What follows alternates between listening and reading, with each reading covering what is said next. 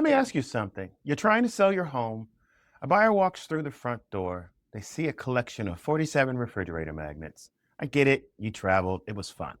A couch that could seat a football team, and a bathroom that smells like a golden retriever just took a shower. What do you think they're thinking? They're thinking, next. But here's the thing. You don't need to spend a single dollar to fix that. Today, I'm going to show you exactly how to stage your home for free so it sells faster and for more money. Now let's get into it. I'm Arthur Stewart, a real estate agent with Sampson Properties, and I've helped hundreds of sellers in Northern Virginia and Southern Maryland get top dollar for their homes. I'll be honest with you, I used to watch homeowners spend thousands of dollars on professional staging, when half of it was completely unnecessary.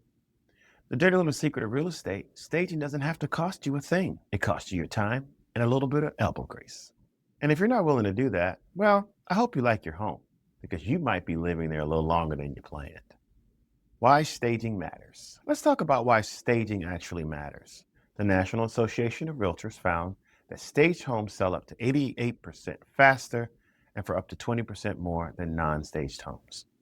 20%. That means on a $400,000 home, that's $80,000. Now I know what you're thinking. My home looks fine. Your home looks fine to you because you've been living in it for 7 years and you stopped seeing the stack of mail on the kitchen counter that you left there sometime in 2019. Buyers don't see your memories. They see your mess. And their brains in the first 7 seconds of walking through the door have already decided whether this is their dream home or someone else's problem. So let's fix that for free. Tip number 1, declutter. And I mean ruthlessly declutter. Here's the rule I give every single one of my sellers. If you have to stop and think about whether to keep it or toss it, toss it.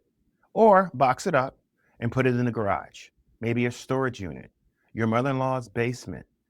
It genuinely doesn't matter as long as you get it out of the house. This includes closets, refrigerators, and if you can't declutter your refrigerator, at least organize it. Cabinets, coat closets, kids' closets, and pantries. Pare it down at least 50%. One of the main reasons people move is because they've outgrown their home, and that is probably the reason you're moving. Show the buyer there's plenty of storage by actually showing them the amount of storage they'll gain by buying your house. Think of it this way. You want them to focus on the house. If buyers are distracted by your stuff, they're only focusing on you. Here's what needs to go. Family photos. I know, you love your family photos, but buyers need to picture their family on that wall.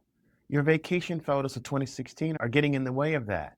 Buyers can't help but get distracted by your cute puppy pictures or pictures of your kids.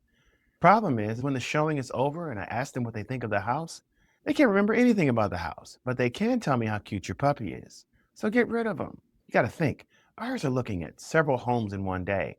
You want them focusing on your home. Now, any extra furniture? If your living room has a couch, a love seat, 2 armchairs, and an ottoman the size of a small country, just pick 2. Sorry, Dad, you might end up losing your recliner. But for now, buyers need to feel like they can breathe and move around. The next one is kind of my pet peeve. Counter clutter, like sweater weather.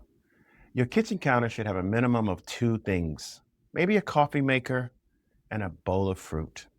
Remove the sponges and the brushes. It all has to go. The air fryer, the toaster, the blender, the bread maker, the dish drain thing, or whatever that thing is called. All of it has to go. Just put it in the cabinet. A clean space looks bigger. A bigger space means a higher offer. It's basically just math. Tip number 2, deep clean. I don't mean your regular Saturday vacuum and call it a day clean. I mean, get on your hands and knees and do some scrubbing. Scrub some of those areas you forgot even existed. Or, if you're like me, you could just always hire somebody. Baseboards, grout lines, the inside of the microwave. Buyers open them sometimes, you know. They want to see what comes with the house. If they look in your microwave and see crusty microwave popcorn oil that's been there so long that it stained the dish, it's a turn off. Clean those light switch covers, ceiling fan blades, windows inside and out. Oh, and don't forget those bathroom exhaust vents, even your air conditioning vents. It might even be easier just to swap them out. And here's one that I don't think a lot of people talk enough about, and that's smells. Your home should smell like absolutely nothing. Not lavender, not Yankee Candle. It should smell like nothing.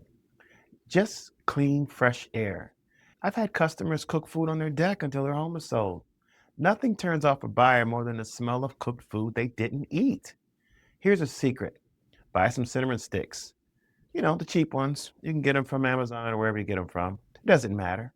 Add 2 or 3 of them to a pot of boiling water for 15 to 30 minutes after you've cooked your meal, and it will significantly reduce any food odors. Now, if you have pets, I love you, I really do, but not everybody's a dog person or a cat person.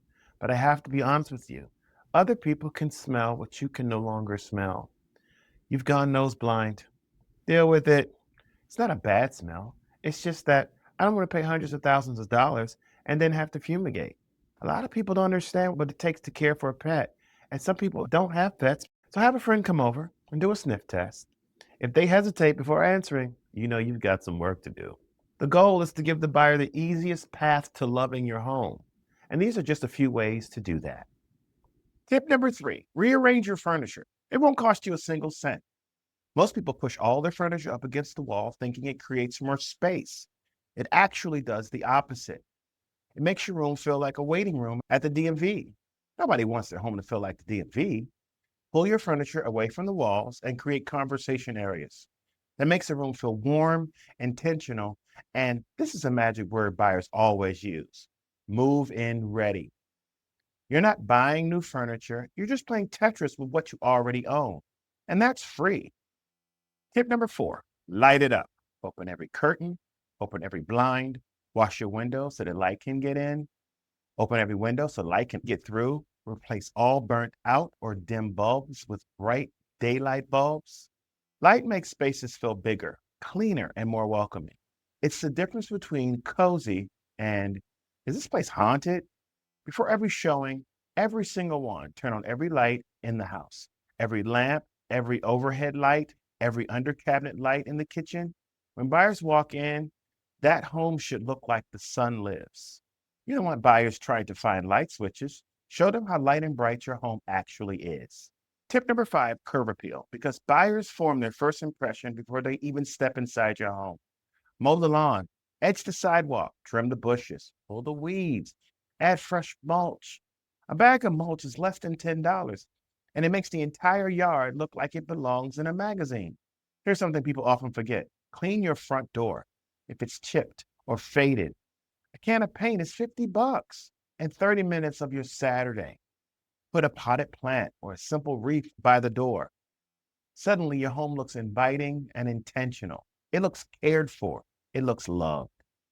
Tip number 6, and this one's free too: neutralize where you can. I'm not saying repaint your whole house, but if you have one extremely bold accent wall that your agent keeps nervously glancing at during the walkthrough, address that. Buyers buy with their emotions. They need to see themselves living in this home. The more neutral and inviting the space, the more buyers fall in love. And buyers in love make better offers. I'm not even sure if this is still a thing, but those wall stickers, wall decor, live, laugh, love, or what buyers are thinking when they see that? They think about, how hard is it going to be to get that off the wall? When I decide to paint, is it going to tear up the wall? If you have to keep those sayings in your home, put it on a mug. It has to go. To a buyer, it's the equivalent of a hole in the wall. Sorry, but you need to think to yourself, would I buy a home with someone else's wall art on it? You probably wouldn't. Get rid of it. Patch the wall and repaint. You put that sticker up 4 years ago and the wall is a little discolored. It's going to be okay. You can add as many decor stickers in your new home as you like. All right, here's a bonus tip. And this one costs absolutely nothing. Fresh white tiles in the bathroom. Fold them like a hotel. A simple vase with flowers from your backyard, or $5 bouquet from the grocery store. A bowl of lemons or limes on the kitchen counter. I know it sounds ridiculous. It works. It photographs beautifully, and it makes buyers feel like the home is well maintained and worth the price. Remember, before a buyer even steps in your house, they see your listing photos online. These small, nearly free touches can be the difference between a showing and a swipe left. Here's the bottom line: staging your home doesn't have to cost you a thing. It costs effort, it costs a weekend of your time, but it can earn you thousands, sometimes tens of thousands more when you sell. Let's recap the 6 free staging tips real quick. 1, declutter ruthlessly. 2, deep clean everything. 3, rearrange your furniture. 4, maximize the light. 5, boost the curb appeal. And 6, neutralize and simplify. Now, if you found this video helpful, do me a favor and hit the like button. It sounds cliche, but genuinely helps more people find this video. And that means more sellers get more money for their homes. And that's a good thing. And if you're thinking about selling your home in Northern Virginia or Southern Maryland, and you want someone in your corner who's going to tell you the truth, not just what you want to hear, I'd love to have a conversation. My name is Arthur Stewart with Sampson Properties, and getting you top dollar is literally my job. The link to reach me is in the description below. And if you're not quite ready yet, that's totally fine.